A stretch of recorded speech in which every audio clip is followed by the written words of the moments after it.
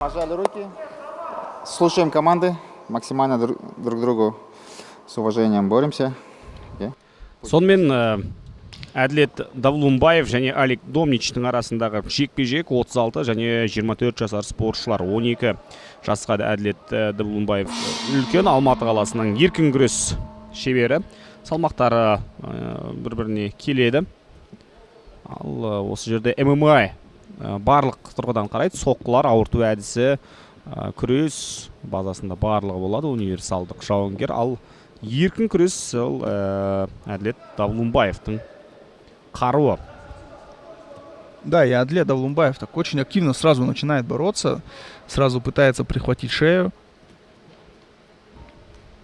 И мне интересно, как сможет ли представитель ММА провести сабмишн, вообще, как он себя покажет именно в этом противостоянии. И тут нету привычных ударов, что в ММА обычно борцы делают. Говорят, что борьба в ММА и просто борьба совсем разные вещи. Ja, екеуі екі айырмашылық, себебі сен күресте соққы күтпейсің, ал ММА-дағы күрес ол сен дәл осылай ашылып қалған жағдайда тамаша. Қазір қарымта шабуыл.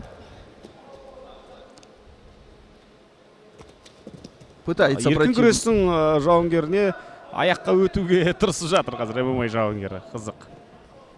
Да, интересный момент. Міне қылқын тұру әдісі. Что было?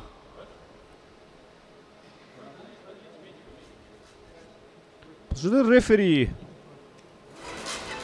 Да, видимо, возможно, либо попали в глаз. Қабағы жарылып кетті ме? Сейчас немножко непонятно.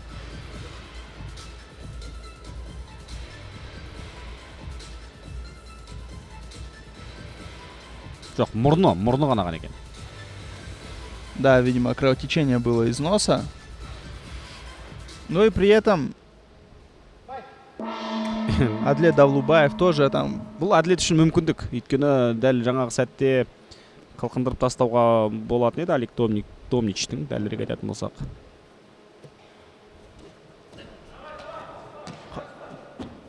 Пытался зайти. Снова пытается.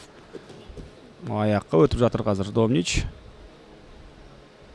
Но все-таки возраст на стороне Алика Домнича. И как будто сейчас хочет своим напором немножко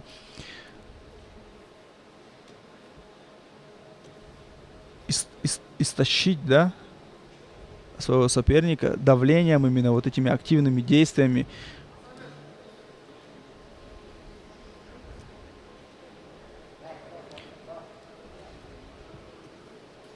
Таза күрес болып кетті қазір. Екі спортшы да ауырту әдісіне асығатын емес. Тіптен бір еркін күрес емес, бір грек-рим күресінің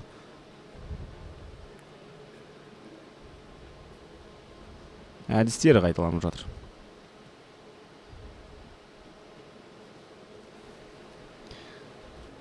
Уверен, сейчас бойцы у себя в голове продумывают разные варианты для того, чтобы... Мұнан раздыр.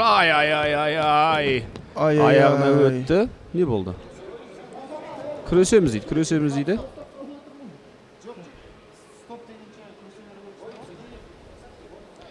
Мне кажется, сейчас представитель вольной борьбы немножко хитрит.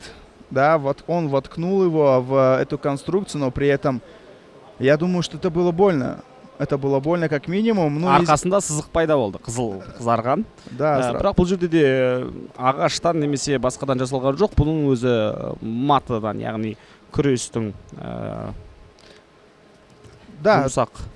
Там, получается, эта конструкция, она тоже мягкая, но тем не менее, когда на тебя весом бежит и еще втыкает в эту конструкцию, это, я думаю, больно. И там немножко, как мне показалось, мое субъективное мнение, что он немножко схитрил, потому что там очень грамотно потом сразу после прошел. Да, и теперь понял, как пользоваться этим преимуществом.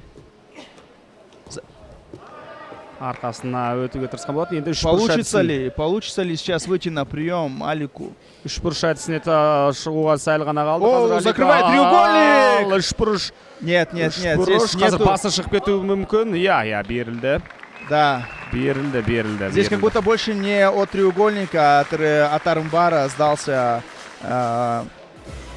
Адлет Давлумбаев. Ну, интересная, интенсивная борьба, как по мне. Мне понравилось. Өте қызықты. Жекпе-жек болды.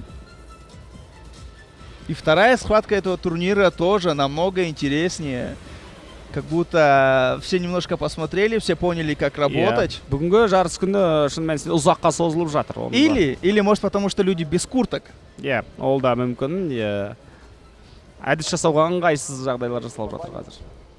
Құрметті ханымдар мен мырзалар, бірінші раунд, бірінші минут 19 секундында армбар әдісімен жеңіске жеткен алаңның қызыл бұрышы Олег Домнич.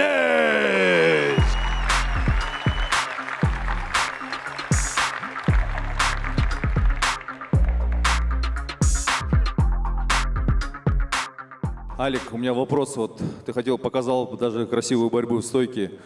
Несмотря на то, что ты являешься бойцом ММА, у тебя соперник был сильнейший борец из вольного стиля. Все ли было у тебя по плану или на что ты рассчитывал? Всех приветствую, дорогие друзья, ассаламу алейкум. Вот, давай большой респект нашему сопернику. Вот, до схватки мы соперники, после только уважение. Такой, это для нашей страны большой спортсмен. Давайте поаплодируем ему. Все, большой рахмет. Так, в целом, я выступаю с 2016 года, очень много где выступал. Сборы Дагестан, Чечня, сборная Казахстана 4 года. Первый номер, 7-кратный призер мира, 10-кратный чемпион Казахстана.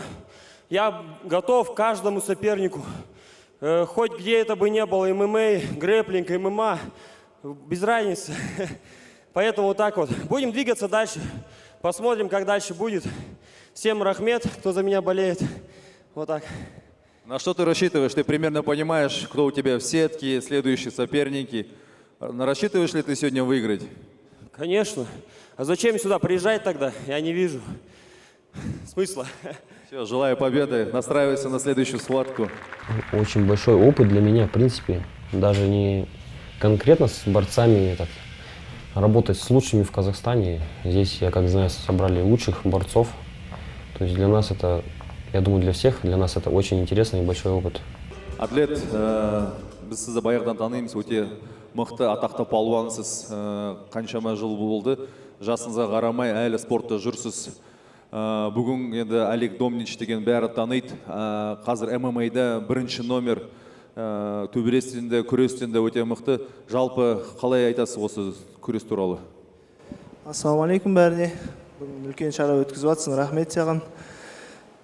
Бүгін енді кішкене ережесін білмей күрестік. Келесі жарысқа дайындалып келеміз. Қиындау кішкене. Ереже, біздің ереже емес. Әдеке, мен сізді осы жаңа біздің демеушілеріміз бар ғой, Қазақстан топ тим деген грэплингтен ең өте мықты зал, Қазақстанда бойынша ең атақты палуандар сояқта грэплингтен күресет, дайындалады. Мен сізді осы залға шақырайын, келесі жарысқа осылай дайындалып, мықты болып келуіңізге сәттілік тілеймін. Рахмет сізге. Біздің Номад Лига рестлинг атынан 100 000 теңге сізге. Рахмет.